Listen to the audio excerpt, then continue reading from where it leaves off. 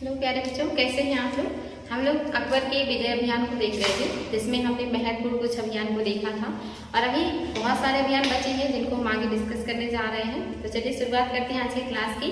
और आज जो हम अभियान डिस्कस करेंगे ये है जोधपुर एवं बीकानेर और साथ ही जैसलमेर। ये तीन ऐसे जो है साम्राज्य है या शासक है जिन्होंने अकबर की स्वाधीनता स्वतः ही स्वीकार कर लिया है, यानी कि बिना युद्ध लड़े या बिना किसी विरोध के इन्होंने अधीनता स्वीकार किया है अकबर का। और ये कैसे हुआ है, तो यहाँ पे आप देखेंगे कि जो बिहारी मल के पुत्र हैं जिनका नाम भगवान दास है, उन्हीं के समझाने से या उन्हीं की मध्यस्थता से इन शासकों ने अकबर की स्वाधीनता स्वीकार कर ली है। और यहाँ पे आप देखेंगे जोधपुर के जो राजा है मालदेव और इनके पुत्र चंद्रसेन है, इन दोनों लोगों ने, मालदेव के पुत्र चंद्रसेन ने तथा बीकानेर के राय कल्याणमल और उनके पुत्र राम सिंह ने अकबर की अधीनता स्वीकार किया है। किसके कहने पे? भगवान दास के माध्यम से या उनकी मध्यस्थता से। अकबर की अधीनता स्वीकार करने के बाद जो कल्याणमल है, इन्होंने अपनी पुत्री का विवाह अकबर से कर दिया था और साथ ही 1570 में जैसलमेर के शासक ने भी अकबर की अधीनता स्वीकार किया था और अपनी पुत्री का विवाह अकबर से कर दिया था। और जो राजा है जैसलमेर के, ये है रावल हर राय। ये नाम याद रखेंगे बच्चों, रावल हर राय है जो है जैसलमेर के शासक है। इन्होंने भी अकबर की अधीनता स्वीकार किया और अपनी पुत्रियों का विवाह किया है अकबर के साथ। तो ऐसे साम्राज्य हैं जिन्होंने बिना युद्ध लड़े अकबर की अधीनता स्वीकार कर ली, क्योंकि भगवान दास ने उन्हें समझाया कि अगर आप युद्ध करेंगे तो आप इतने बड़े मुगल सेना का सामना नहीं कर पाएंगे, साथ ही जनधन की हानि होगी और एट लास्ट जो अधिकार है वो मुगल का हो जाएगा। इससे अच्छा है कि आप उनकी अधीनता स्वीकार कर लें। जो अकबर है आपके साथ अच्छा व्यवहार करेंगे, सम्मानित पद मिलेगा और आपका साम्राज्य भी सुरक्षित रहेगा। इन सारी बातों को मान करके जो ये शासक हैं बीकानेर, जोधपुर और जैसलमेर के, इन्होंने क्या किया है, मुगलों की अधीनता स्वीकार कर ली है। आगे जो आपका नेक्स्ट अभियान है ये है हल्दी घाटी का युद्ध और मेवाड़ विजय।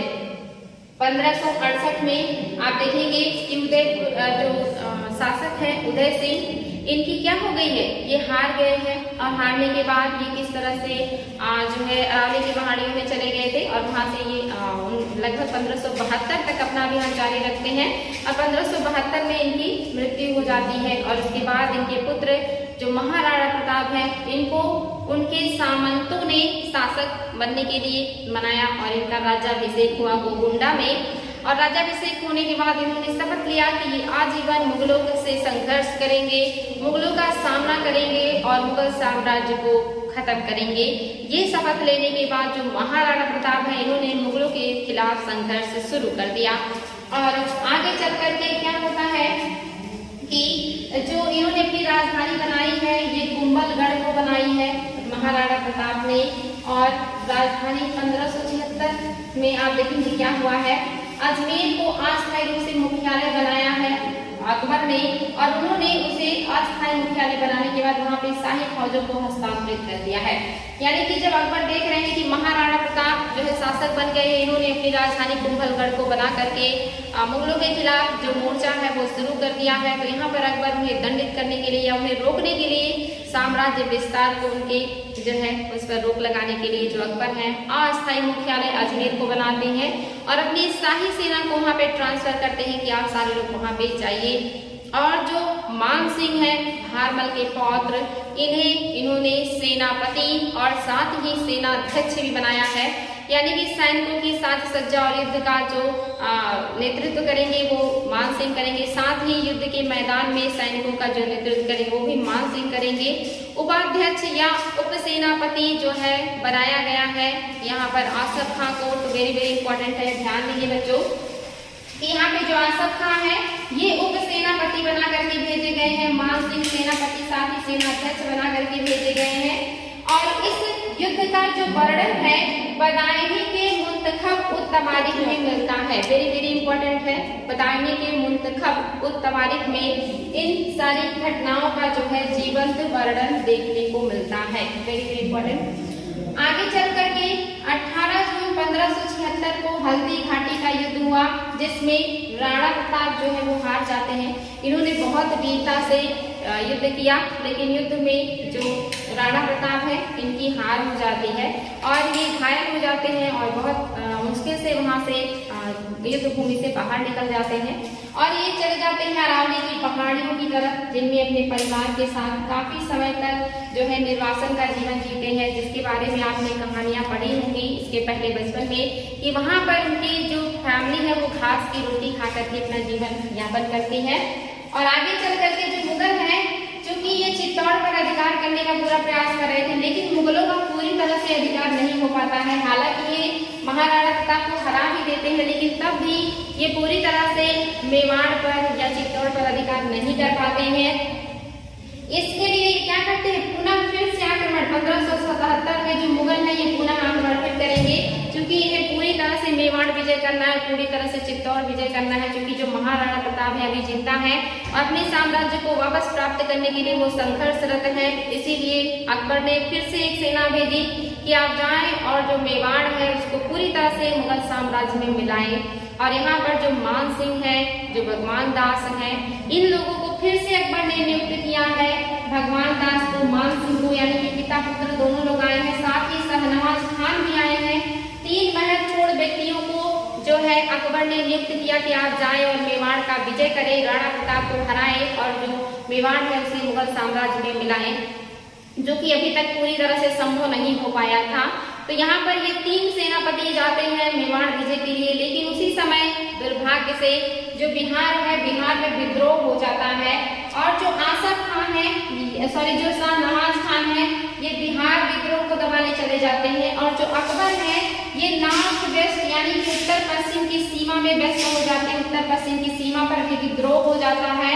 उस सीमाओं पे अकबर विजयी हो जाते हैं और बिहार में विजयी हो जाते हैं शाहनवाज खान। इसलिए जो मेवाड़ का अभियान है ये अधूरा हो जाता है या इस पर अकबर ज्यादा ध्यान नहीं दे पाते हैं। जो महाराणा प्रताप है ये फिर से धीरे धीरे करके मेवाड़ को अपने अधीन लाने का प्रयास कर रहे थे, लेकिन पूरी तरह से मेवाड़ को अपने अधीन नहीं ला पाए थे। हालांकि काफी हद तक जो मेवाड़ है इनके अधिकार में आ गया था और ये वहां से शासन करने लगे थे और मुगलों के खिलाफ इनका संघर्ष जारी ही था। लेकिन 1597 ईस्वी में बाढ़ की प्रत्यंचना चढ़ाते हुए जो महाराणा प्रताप है इनके सीने में चोट लगी और इस अंदरूनी चोट की वजह से जो महाराणा प्रताप है इनकी मृत्यु हो गई थी, लेकिन ये मुगलों के हाथ से नहीं मारे गए। यानी कि जो मेवाड़ ऐसा राजवंश है जहाँ के महत्वपूर्ण शासक कभी भी मुगलों के हाथ नहीं लगे या उनके हाथों से उनकी मृत्यु नहीं हुई है। 97 में ही इनकी मृत्यु हो गई थी, राणा की मृत्यु हो गई। और आगे चल करके इनके जो पुत्र हैं अमर सिंह, इन्होंने क्या किया है, आगे जो अभियान है वो जारी रखा है मुगलों के खिलाफ। और अमर सिंह ने 1599 में अमर सिंह के खिलाफ जो अकबर है उन्होंने सलीम को अजमेर का सूबेदार बना करके भेजा और कहा कि आप अमर सिंह के खिलाफ कार्रवाई करें, अमर सिंह को हराएं और मेवाड़ पर अधिकार करें। लेकिन आप देखेंगे कि यहाँ पर जो सलीम है ये भी सक्सेस नहीं हो पाते, यानी कि इनका भी जो विजय अभियान है ये पूरा नहीं होता है, ये भी मेवाड़ विजय पूरी तरह से नहीं कर पाते हैं। उसके बाद सलीम खुद ही इलाहाबाद भाग जाते हैं और वहां से विद्रोह कर देते हैं अपने पिता के खिलाफ। इसको मैंने आप लोगों को डिटेल में बताया है। नेक्स्ट जो अभियान है बच्चों ये है गुजरात अभियान, वेरी वेरी इंपॉर्टेंट। अकबर के अभियानों में जो सबसे ज्यादा इंपॉर्टेंट है एक तो हल्दी घाटी यानी कि मेवाड़ विजय और दूसरा जो है ये है गुजरात विजय जो कि 1572-73 में हुआ है। इसको भी ध्यान देंगे। 1572-73 में गुजरात विजय किया गया है। वहाँ का जो शासक था मुजफ्फर शाह थर्ड था और वहाँ का एक अमीर व्यक्ति जो कि एक मतलब एक तरीके से कहेंगे कि बहुत ही अमीर और प्रतिष्ठित और प्रभावशाली व्यक्ति है जिसका नाम है एतमाद खां। इसने क्या किया है, अकबर को इनवाइट किया है, निमंत्रण दिया है कि आप आइए और गुजरात विजय कीजिए, क्योंकि जो गुजरात का शासक है ये अयोग्य है, इसके साम्राज्य में सब जगह अशांति और अव्यवस्था फैला हुआ है। और इसीलिए इसने अकबर को इनवाइट किया, अकबर को बुलाया और अकबर ने जो है गुजरात के खिलाफ या गुजरात अभियान किया। और अभियान में जो मुजफ्फर शाह हैं ये हार जाते हैं और आत्मसमर्पण कर लेते हैं और आत्मसमर्पण के बाद इन्हें कैद में डाल दिया जाता है। क्योंकि ये योग्य नहीं थे, जनता इनसे संतुष्ट नहीं थी, इसलिए अकबर ने इनको फिर से शासक बनने का मौका नहीं दिया, बल्कि इनको जेल में डाल दिया गया। और ये मुजफ्फर शाह ये बंद कर दिए जाते हैं। गुजरात को 2 भागों में बांट दिया जाता है, एक आपका नॉर्थ गुजरात यानी कि उत्तरी गुजरात और उत्तरी गुजरात का जो सूबेदार है वो मिर्जा अजीज कोका को बनाया जाता है। मिर्जा अजीज कोका जो है ये उत्तरी गुजरात के सूबेदार बन जाते हैं। और दक्षिणी यानी कि साउथ के जो सूबेदार हैं ये बनाए जाते हैं एतिमाद, जिन्होंने अकबर को बुलाया था, जो कि एक शक्तिशाली प्रभावशाली अमीर थे गुजरात के। इन दोनों लोगों को सूबेदार बना दिया गया गुजरात का। लेकिन 6 महीने बाद ही फिर से वहां पर विद्रोह हो गया और विद्रोह किया है इख्तियारुल एवं मिर्जाओं ने। इख्तियारुल और मिर्जाओं ने फिर से विद्रोह कर दिया 6 महीने के बाद। और इस बार जो अकबर है बहुत तेजी से गुजरात के लिए निकलते हैं और मात्र 11 दिनों के सफर के बाद वो गुजरात पहुंच जाते हैं। ये अकबर का सबसे तीव्रगामी यानी कि द्रुततम यात्रा था जिन्होंने अभियान किया। सेकेंड गुजरात अभियान इनका सबसे तीव्र गति से किया गया अभियान था। और मात्र 11 दिन के सफर के बाद 23 सितंबर 1573 को जो अकबर है ये पहुंच जाते हैं गुजरात। और गुजरात पहुंचकर इन्होंने वहां के विद्रोह को दबा दिया या दमन कर दिया। जो विद्रोही थे वो पूरी तरह से आश्चर्यचकित हो जाते हैं कि कैसे इतने कम समय में कोई यहाँ पहुंच सकता है। और दिल्ली से गुजरात का जो सफर है वो अकबर ने मात्र 11 दिनों में पूरा किया। और जो विद्रोही है ये जैसे जानते हैं कि अकबर पहुंच गए ये घबरा जाते हैं और घबरा करके इनका जो भीड़ है तितर बितर होने लगता है। और इस विद्रोह को अकबर ने बहुत जल्दी ही दबा दिया या समाप्त कर दिया। और समाप्त करने के बारे में जो स्मिथ है इन्होंने क्या कहा है, ये एग्जाम में पूछ सकता है कि किस व्यक्ति का स्टेटमेंट है। स्मिथ ने कहा कि अकबर का जो गुजरात अभियान है ये ऐतिहासिक द्रुतगामी अभियान है, सबसे तेज ऐतिहासिक अभियान है। ये स्टेटमेंट कहा है स्मिथ ने, जो कि वेरी वेरी इंपॉर्टेंट एग्जाम में आया हुआ है, इसको ध्यान देंगे। स्मिथ का स्टेटमेंट है। और जो गुजरात अभियान है इसके बारे में जो है ये बहुत ज्यादा क्यों इम्पोर्टेंट है, क्योंकि गुजरात अभियान के उपलक्ष्य में ही अकबर ने बुलंद दरवाजा बनाया था फतेहपुर सीकरी में। ये भी एग्जाम में बार बार आता है कि बुलंद दरवाजा किस विजय के उपलक्ष्य में अकबर ने बनवाया था। तो गुजरात अभियान के उपलक्ष्य में अकबर ने बनवाया था बुलंद दरवाजा। कहाँ है ये? फतेहपुर सीकरी में है। क्योंकि जो अकबर है इन्होंने अपनी राजधानी आगरा से फतेहपुर सीकरी ट्रांसफर कर लिया था। फतेहपुर सीकरी नगर जो है अकबर ने बसाया और वहाँ पे बहुत ही महत्वपूर्ण इमारतों का निर्माण भी अकबर ने करवाया था, जो बहुत ही इंपॉर्टेंट है। जो मुजफ्फर शाह फड़ है ये कुछ समय के बाद कैद से भाग जाते हैं और भागने के बाद गुजरात की जो जूनागढ़ की रियासत है उसकी मदद से ये फिर से 1583 में अहमदाबाद और हड़ौच पर अधिकार कर लेते हैं। साथ ही जो मुगल वहाँ पे नेता या जो व्यक्ति था कुतुबुद्दीन की हत्या कर देते हैं, जो अहमदाबाद और हड़ौच में उस समय कार्य कर रहा था या शासन कर रहा था। मुगलों की तरफ से उनकी हत्या कर देते हैं जो मुजफ्फर शाह फड़ है। और उसके बाद जो अब्दुल रहीम खान खाना है इनको, जो अकबर है या जो अब्दुल रहीम है अकबर, इनको जो है गुजरात का सूबेदार बना करके भेजते हैं कि आप जाइए और गुजरात का विजय कीजिए और वहाँ का आपको सूबेदारी हम सौंप रहे हैं। और जो अब्दुल रहीम है जो कि बैरम खां के पुत्र हैं ये गुजरात का अभियान करते हैं। और 1584 में सरखेज के युद्ध में जो अब्दुल रहीम है इन्होंने मुजफ्फर शाह फड़ को हरा दिया। हराने के बाद गुजरात पर अधिकार कर लिया और इस खुशी में जो अकबर है उन्हें खान-ए-खाना की उपाधि देते हैं। और यहाँ से जो अब्दुल रहीम है ये खान-ए-खाना के नाम से जाने जाएंगे। आगे है बच्चों कि यहीं पर जो भूमि बंदोबस्त शुरू किया था अकबर ने, जिसको दहसाला पद्धति कहते हैं, और ये शुरू किया था टोडरमल ने, यहीं से शुरू हुआ है। यानी कि एक पायलट परियोजना की तरह जो गुजरात में भूमि बंदोबस्त शुरू किया गया था कि सबसे पहले कहाँ पे इसका प्रयोग किया जाए कि 10 सालों के सर्वेक्षण के बाद जो कर का रेशियो निकलेगा वही हमारा कर बंदोबस्त बनेगा।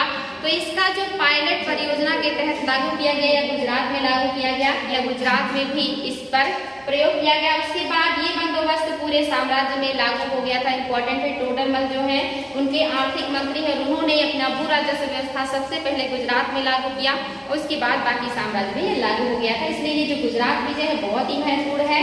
नेक्स्ट, और इसी दरमियान एक चीज और भी एक पॉइंट याद रखेंगे, ये जो गुजरात विजय है इस गुजरात विजय के दरमियान ही अकबर ने जब खंभात की खाड़ी के आसपास का क्षेत्र जीता तो कैम्बे में इन्होंने पहली बार जो है शिप में बैठ करके समुद्र का विहार किया था और समुद्र को देखा था। इसलिए एग्जाम में भी क्वेश्चन बनता है कि अकबर ने किस अभियान के दौरान पहली बार समुद्र देखा था, तो गुजरात विजय के दरमियान ही अकबर ने पहली बार समुद्र देखा था। तो यहाँ से ये 2-3 पॉइंट याद रखेंगे। एक तो पहली बार भूमि बंदोबस्त नहीं लागू हुआ, दूसरा इसी के विजय के उपलक्ष्य में जो है बुलंद दरवाजा बना, तीसरा अकबर का ये द्रुतगामी अभियान था, और चौथा अकबर ने पहली बार समुद्र को इसी अभियान के दौरान देखा था। नेक्स्ट जो है बच्चों बंगाल एवं बिहार का विजय, ये कब किया है अकबर ने? ये 1574-76 में हुआ है। 1564 में सुलेमान कर्रानी ने बिहार और बंगाल को मिला करके उस पर नियंत्रण कर लिया, यानी कि दोनों क्षेत्रों को जीता और उस पर अपने साम्राज्य में मिला लिया।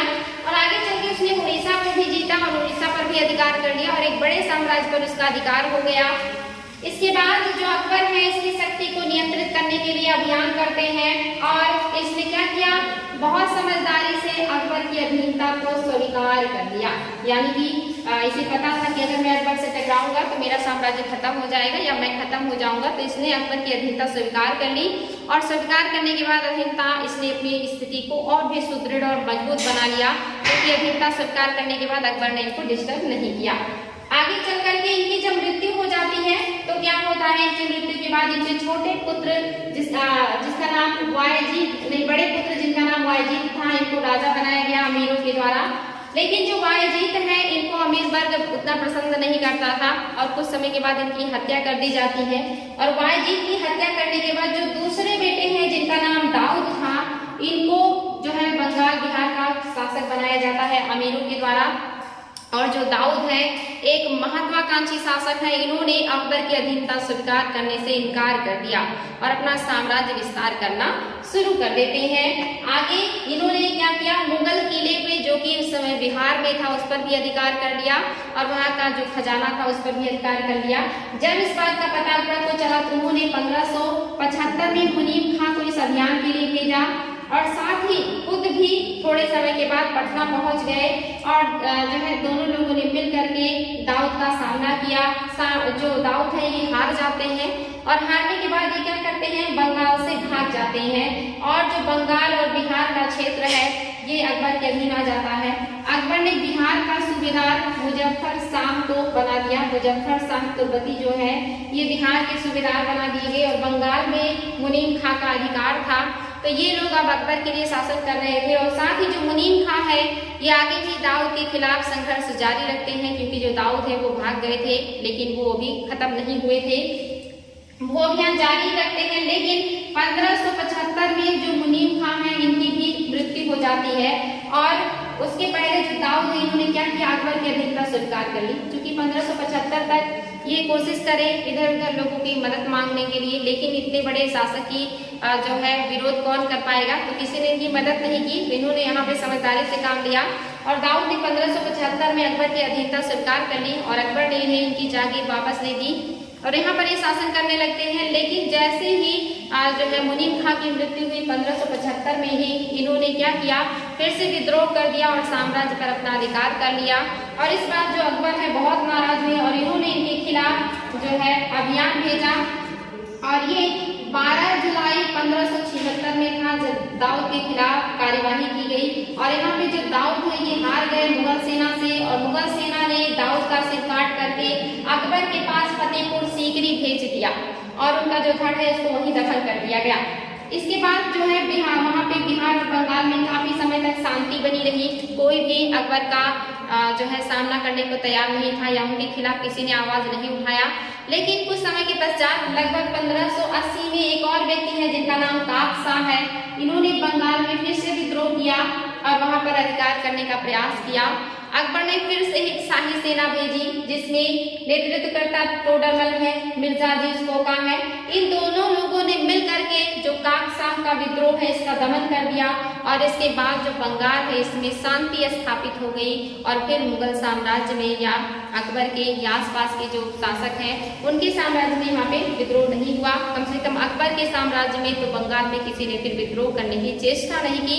तो जो बंगाल है यहाँ पर मोस्टली विद्रोह होते ही रहते हैं। बंगाल में हमेशा शांति रहती है, क्योंकि जो दिल्ली है यहाँ से बंगाल दूर पड़ता है, इसीलिए वहाँ के जो शासक हैं वो ज्यादा दिनों तक किसी भी शासक के नियंत्रण में नहीं रहते।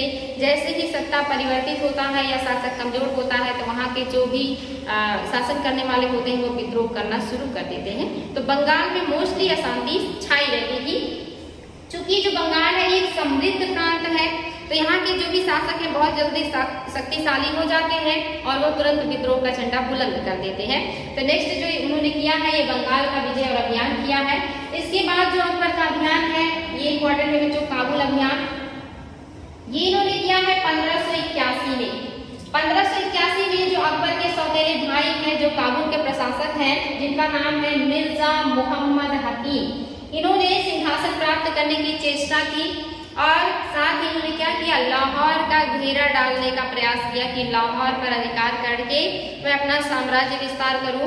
लेकिन जब ये लाहौर का घेरा डालने के लिए आगे बढ़े तो इनकी मदद किसी ने नहीं किया, यानी कि अकबर के खिलाफ जाने की किसी की हिम्मत नहीं थी, किसी ने उनकी मदद नहीं की।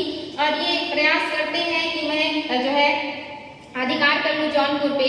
और उसी समय आप देखेंगे जो है जौनपुर के काजी हैं जिनका नाम है मुल्ला मोहम्मद याजदी, ये चाहते हैं कि अकबर की जगह इनके सौतेले भाई जो हैं ये दिल्ली के शासक बने, इसीलिए इन्होंने अकबर के खिलाफ फतवा जारी किया।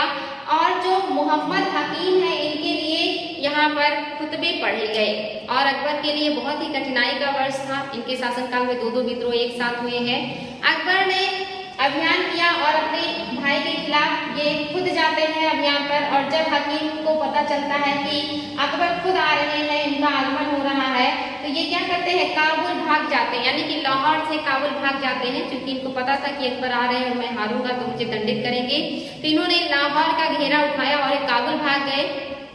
अकबर ने इनका पीछा किया और काबुल में प्रवेश किया। और जैसे ही इनके भाई को पता चला कि अकबर काबुल में प्रवेश कर रहे हैं तो वो काबुल छोड़ करके फिर से भाग जाते हैं। और इस बार जो ये मतलब जो है स्थान पर परिवर्तित करते हैं तो ये क्या करते हैं, मिर्जा भाग करके गुरुबंद की तरफ चले जाते हैं। और उसके बाद कुछ समय के बाद अकबर के सामने क्षमा याचना करते हैं और अधीनता स्वीकार कर लेते हैं अकबर की।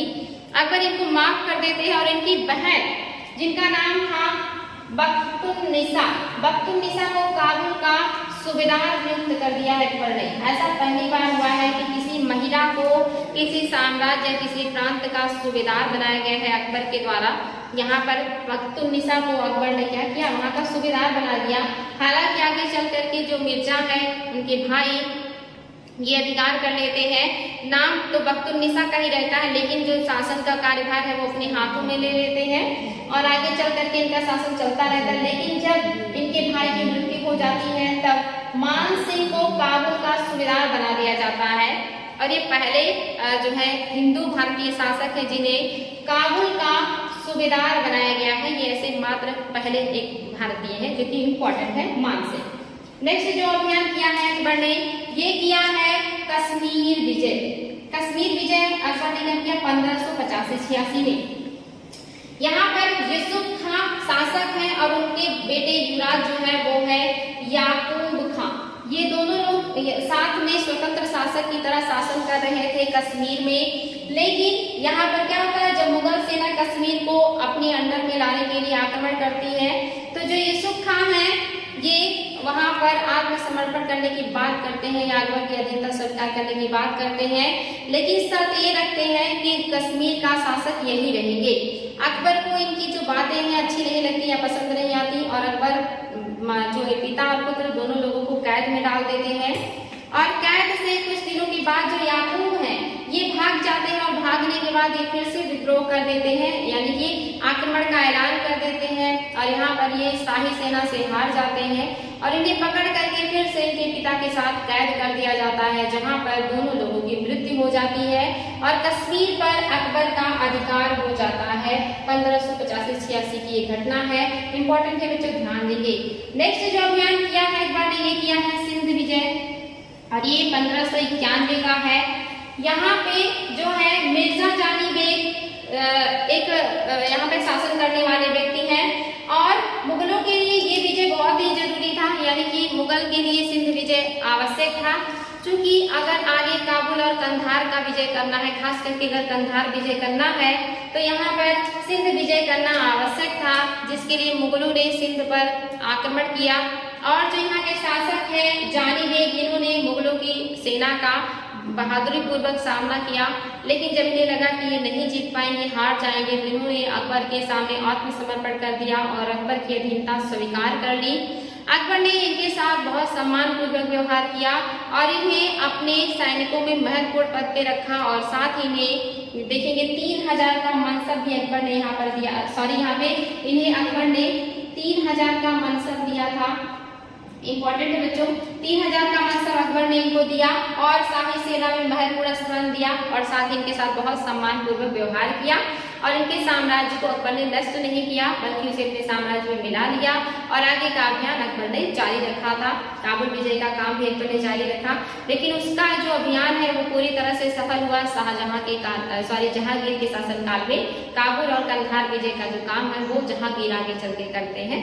तो यहाँ से आपने देखा अकबर के द्वारा किए गए महत्वपूर्ण अभियान जो उत्तर भारत के हैं, जिसमें लगभग 12 से 13 महत्वपूर्ण अभियान अकबर ने किया है, जिसको मैंने 1 बाय 1 करके आप लोगों को समझाया।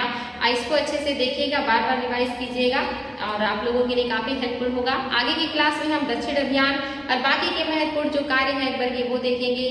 तो आज के लिए रहने देते हैं बच्चों, कल मिलेंगे नई क्लास में। Thank you.